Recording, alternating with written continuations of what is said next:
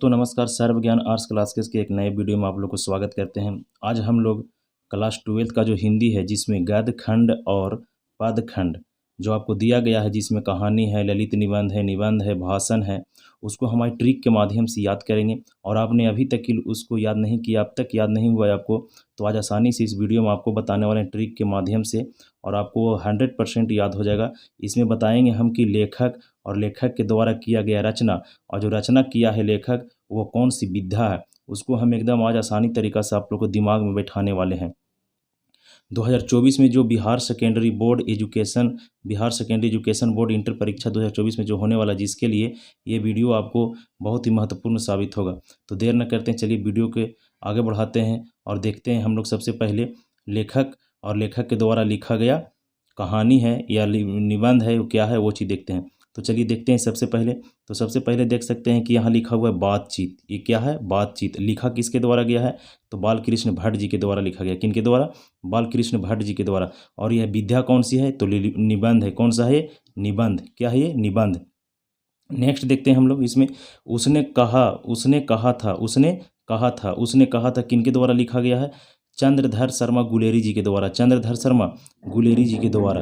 इसके बाद देखते हैं कि ये कौन सी क्या है ये? तो ये क्या है? कहानी। ये क्या है? एक कहानी। देखिए इसमें संपूर्ण क्रांति। तीसरा क्या है इसमें? संपूर्ण क्रांति।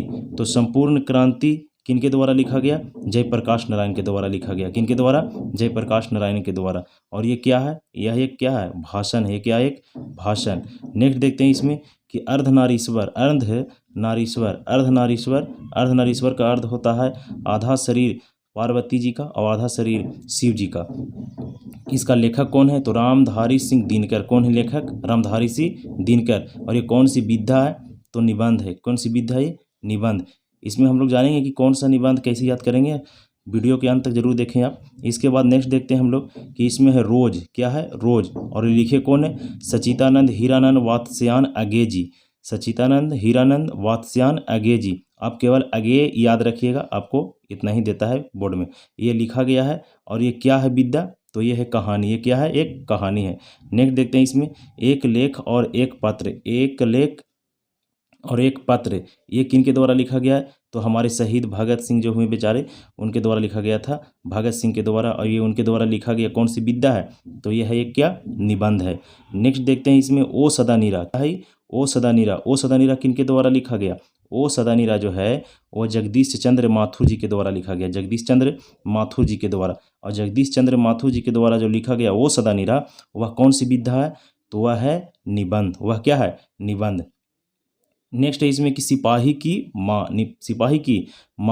की माँ जो लिखा गया किनके द्वारा? मोहन राकेश जी के द्वारा लिखा गया। और मोहन राकेश जी के द्वारा जो लिखा गया सिपाही की माँ, वह कौन सी विधा है? तो यह एक एकांकी है। क्या है? एक एकांकी। नेक्स्ट देखते हैं प्रगति और समाज, ये किनके द्वारा लिखा गया है? तो ये लिखा गया है नामवर सिंह के द्वारा। और नामवर सिंह के द्वारा जो लिखा गया प्रगति और समाज, वह कौन सी विधा है? तो यह है निबंध। यह क्या है? निबंध। इसके बाद जूठन। ये क्या है? जूठन। और जूठन किनके द्वारा लिखा गया? ओम प्रकाश वाल्मीकि जी के द्वारा जूठन लिखा गया। ओम प्रकाश वाल्मीकि जी के द्वारा क्या लिखा गया? जूठन। और जो ओम प्रकाश वाल्मीकि जी के द्वारा जूठन लिखा गया, वह कौन सी विधा है? तो यह क्या है? आत्मकथा। आत्मकथा। नेक्स्ट देखते हैं इसमें हंसते हुए मेरा अकेलापन किनके द्वारा लिखा गया? मल्याज जी के द्वारा। किनके द्वारा? मल्याज जी के द्वारा।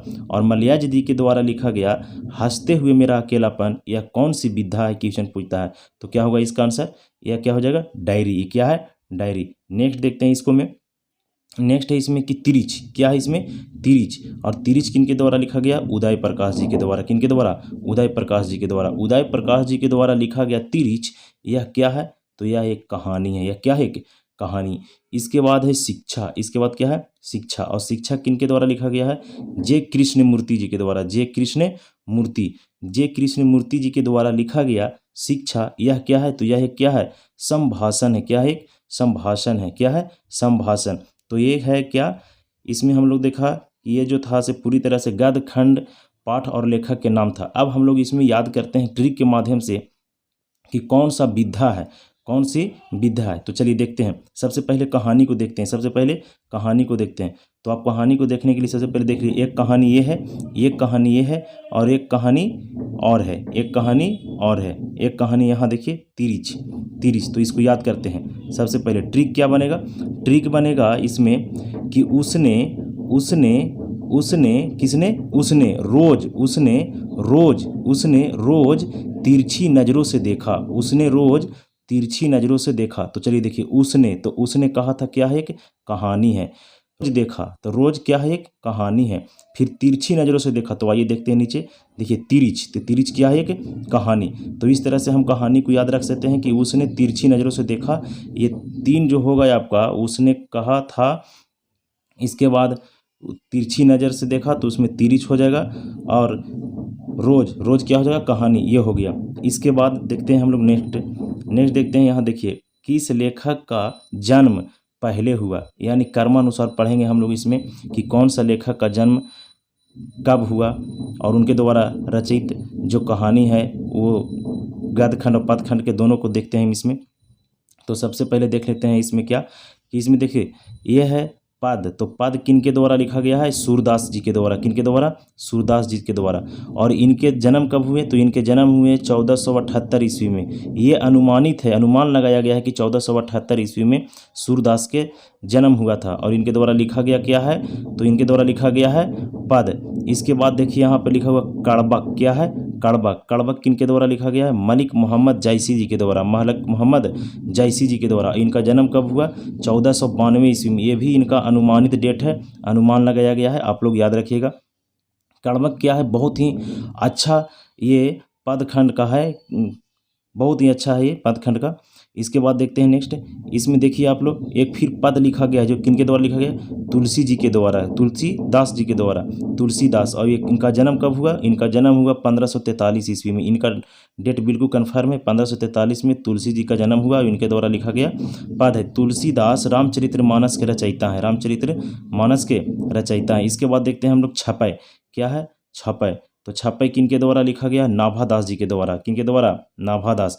और इनका जन्म कब अनुमान लगाया गया? 1570 ईस्वी में, कि 1570 ईस्वी में नाभादास का जन्म हुआ, इनके द्वारा लिखा गया छपय। इसके बाद एक कवित, क्या है? कवित। कवित किनके द्वारा लिखा गया?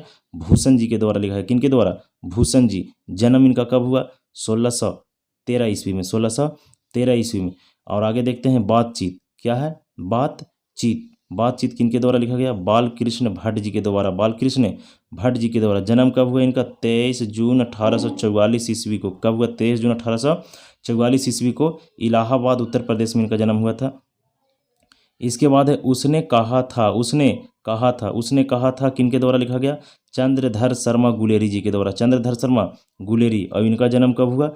7 जुलाई 1883 ईस्वी को, 7 जुलाई 1883 ईस्वी को। नेक्स्ट देखते हैं इसमें, नेक्स्ट है कि तुमुल कोलाहल कलह में, तुमुल कोलाहल कहल में, ये किनके द्वारा लिखा गया? तो ये लिखा गया जयशंकर प्रसाद जी के द्वारा, जयशंकर प्रसाद। और इनका जन्म कब हुआ?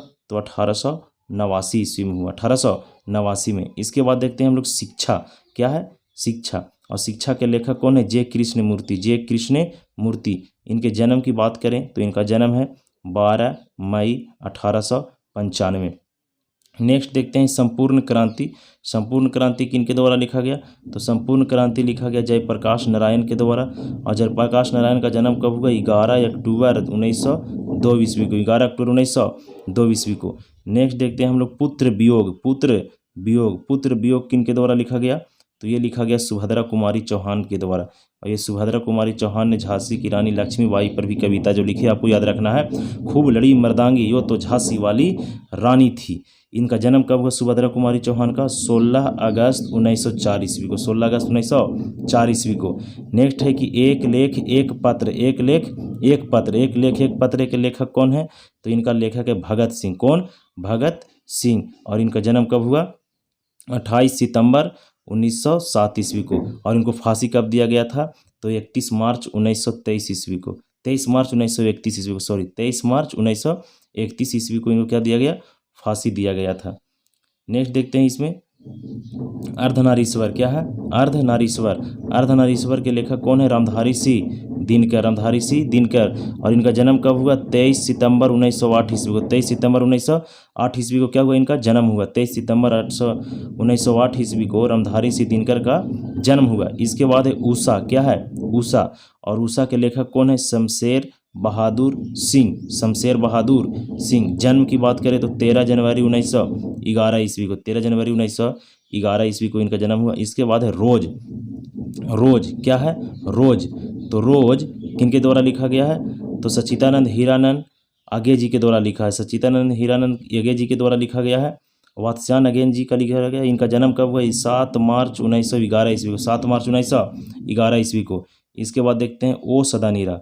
वो सदा नीरा। ओ सदा नीरा किनके द्वारा लिखा गया? जगदीश चंद्र माथुर जी के द्वारा लिखा गया ओ सदा नीरा। जगदीश चंद्र माथुर जी का जन्म की बात करें तो 16 नंबर में 16 जुलाई 1917 ईस्वी को हुआ। इसके बाद जन जन का चेहरा एक। जन जन का चेहरा एक। लेखक का नाम क्या? तो इसका लेखक का नाम है गजानन माधव मुक्ति बोध। गजानन माधव मुक्ति बोध। जन्म की बात करें तो 13 नवंबर, सॉरी यहाँ पे लिखाया नहीं है कितना है। इसके बाद देखते हैं सिपाही की माँ। सिपाही की माँ। सिपाही की माँ के लेखक कौन है? तो मोहन राकेश। मोहन राकेश। जन्म की बात करें मोहन राकेश के तो 8 जनवरी 1925 ईस्वी को इनका जन्म हुआ था। मोहन राकेश का जन्म कब हुआ? 8 जनवरी 1925 ईस्वी को। नेक्स्ट देखते हैं प्रगति और समाज। प्रगति और समाज के लेखक कौन है? नामवर सिंह। कौन है? नामवर सिंह। और नामवर सिंह के लेखक कौन है? नामवर सिंह के जन्म कब हुआ? तो 28 जुलाई 1927 ईस्वी को इनका जन्म हुआ। इसके बाद है अधिनायक। अधिनायक के लेखक कौन है? रघुवीर सहाय। अधिनायक के लेखक रघुवीर सहाय। और इनका जन्म की बात करें तो 9 दिसंबर 1929 ईस्वी को हुआ था। नेक्स्ट है इसमें कि हंसते हुए मेरा अकेलापन। हंसते हुए मेरा अकेलापन के लेखक कौन है? मलयाज जी। कौन है? मलयाज जी। जन्म की बात करें तो 1935 ईस्वी में मलयाज जी का जन्म हुआ और इनके द्वारा लिखा गया जो है वह हंसते हुए मेरा अकेलापन है। फिर है प्यारे नन्हे बेटे। प्यारे नन्हे बेटे को इनका लेखक है विनोद कुमार शुक्ल। कौन है? विनोद कुमार शुक्ल। और इनका जन्म की बात करें तो 1 जनवरी 1927 ईस्वी में इनका जन्म हुआ। 1 जनवरी 1927 ईस्वी को। नेक्स्ट है हार जीत। हार जीत। हार जीत के लेखक कौन है? अशोक वाजपेयी। अशोक वाजपेयी। और इनका जन्म की बात करें तो 16 जनवरी 1941 ईस्वी। 16 जनवरी 1941 ईस्वी। इसके बाद है गांव का घर। गांव का घर कौन लिखे हैं? ज्ञानेंद्र पति। कौन लिखे हैं? ज्ञानेंद्र पति। ज्ञानेंद्र पति के जन्म की बात करें तो 1 जनवरी 1950 ईस्वी को हुआ। इसके बाद है जूठन। इसके बाद जूठन। और जूठन के लेखक है ओम प्रकाश वाल्मीकि। कौन है? ओम प्रकाश वाल्मीकि। ओम प्रकाश वाल्मीकि जी के जन्म की बात करें तो 30 जून 1950 ईस्वी को हुआ। 30 जून 1950 ईस्वी को हुआ। तिरिच। तिरिच के लेखक कौन है? उदय प्रकाश। कौन है? उदय प्रकाश। और इनका जन्म की बात करें तो 1 जनवरी 1952 ईस्वी को हुआ। 1 जनवरी 1952 ईस्वी को हुआ। तो इस तरह से हमने देखा इसमें कि किस प्रकार से किनका जन्म कब हुआ और उनके द्वारा लिखा गया क्या है और कौन सी कविता है, कौन कहानी है, वो हम लोग याद किए। और इसमें लास्ट देखते हैं हम लोग कि पदखंड पाठ के लेखक के नाम। इनमें देखते हैं कि जो पदखंड है, गद्यखंड पढ़नी है, सीक्वेंस से हम लोग पढ़नी है, उसमें लेखक का जन्म। अब हम लोग देखते हैं इसमें पदखंड, जो पदखंड लिखा गया है उसका नाम और उनके द्वारा लिखा गया जो क्या है वो। चलिए देखिए, इसमें पहला है कि मलिक मोहम्मद जायसी। मलिक मोहम्मद जायसी के द्वारा रचना किया गया है क्या? तो कड़बक। क्या किया गया है? कड़बक। इसके बाद जयशंकर प्रसाद जी के द्वारा क्या लिखा गया है? तो जयशंकर प्रसाद जी के लिखा गया है तुमुल कोलाहल कलह में। तुमुल कोलाहल कलह में। ये किनके द्वारा लिखा गया? जयशंकर प्रसाद जी के द्वारा। जयशंकर प्रसाद जी के द्वारा। इसके बाद है सुभद्रा कुमारी चौहान। सुभद्रा कुमारी चौहान जी के द्वारा लिखा क्या गया है? पुत्र वियोग। पुत्र वियोग। और इनके द्वारा एक और क्या बताए हैं हम अभी पीछे कि झांसी की रानी के ऊपर एक कविता लिखी है, खूब मड़ी रंदानी वो तो झांसी वाली रानी थी। इसके बाद है शमशेर बहादुर सिंह। शमशेर बहादुर सिंह। शमशेर बहादुर सिंह के द्वारा लिखा गया है क्या? उषा। क्या लिखा गया? उषा। इसके बाद है इसमें देखें कि गजानन माधव मुक्ति बोध। गजानन माधव मुक्ति बोध इनके द्वारा लिखा गया है क्या?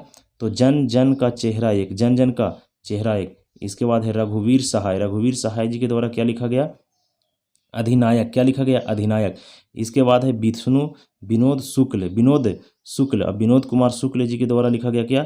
प्यारे नन्हे बेटे को। प्यारे नन्हे बेटे को किनके द्वारा लिखा गया? तो विनोद कुमार शुक्ल के द्वारा। इसके बाद है अशोक वाजपेयी। अशोक वाजपेयी ने क्या लिखे हैं? हार जीत। हार जीत। ज्ञानेंद्र पति क्या लिखे हैं? गांव का घर। और नाभादास जी के द्वारा लिखा गया है छपय। और भूषण जी के द्वारा लिखा गया है कवित। क्या लिखा गया? कवित। क्या लिखा गया? कवित। नेक्स्ट देखते हैं कि सूरदास और तुलसीदास। सूरदास और तुलसीदास के द्वारा क्या लिखा गया है? पद। सूरदास के द्वारा लिखा गया भी पद है और तुलसीदास जी के द्वारा भी लिखा गया पद है।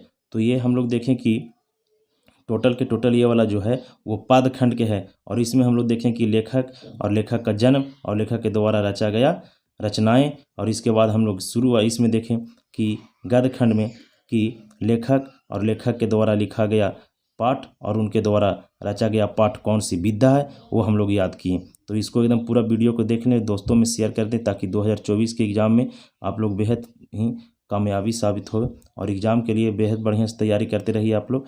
चलिए वीडियो को लाइक करिए, चैनल को सब्सक्राइब करिए और वीडियो को शेयर कर दीजिएगा। हमें दीजिए इजाज़त, तब तक के लिए जय हिंद, जय भारत।